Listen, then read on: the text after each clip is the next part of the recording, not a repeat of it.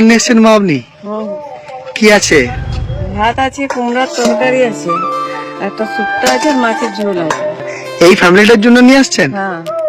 বাহ, ওরা Muslim family, আপনি ওদের জন্য খাবার নিয়ে আসছেন। ওরা আমাকে দারুণ ভালোবাসে ছোট থেকে ভালোবাসে, এই ভালোবাসাটাই তো আমাদের প্রয়োজন।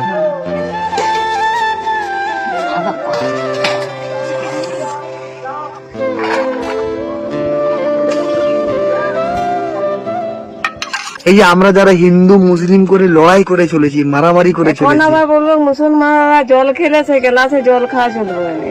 বলে তো এখনো তো বাঙালিরা বলছে মানুষকে ভালোভাবে খেতে দিচ্ছে না, মানুষকে ভালোভাবে চলতে দিচ্ছে না। এই তো এটা আমাদেরকে পরিবর্তন করতে হবে, পরিবর্তন করতে হবে। সেটা আপনাদেরকে দেখে শিখতে পারলাম। অনেক ভালো থাকেন, মানে আপনাকে প্রণাম করে ছোট করা হবে। এই যে আপনার যে মানসিকতা, এই আপনার দেখে আমি হাজার হাজার মানুষকে পরিবর্তন করতে পারবো, যে হিংসা নয়, ভালোবাসতে হবে। এখান থেকে কতটা দূরে বাড়ি আপনার? আমাদের অনেকটা দূরে, ওই যে মন্দিরটার গোড়ায়। এই খাবারটা আপনাদের দুজনকে হবে? হয়ে যাবে। বলেই না বাবা, যার কেউ নেই তার ঈশ্বর আছে।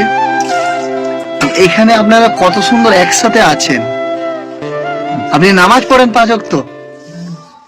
বাহ, পায়ের জন্য পড়তে পারছেন না। কালকের থেকে রান্না হবে? আপনাদের নিজেদের রান্না হবে?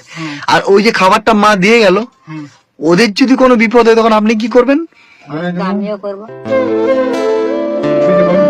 আপনারা ছুটে যাবেন। ঠিক ঠিক, এটাই তো দরকার, একে অপরের উপকার করা দরকার। ঠিক আছে, আমি আর ডিস্টার্ব করবো না, আমি আসছি বাবা, ভালো থাকেন। ওই দোকানে আমি নাম্বারটা দিয়ে এসছি, যখন কিছু প্রয়োজন হবে, জিনিসপত্র শেষ হয়ে গেলে আমি ওখানে টাকা পাঠিয়ে দেবো, আপনাদের কিনে নেবেন।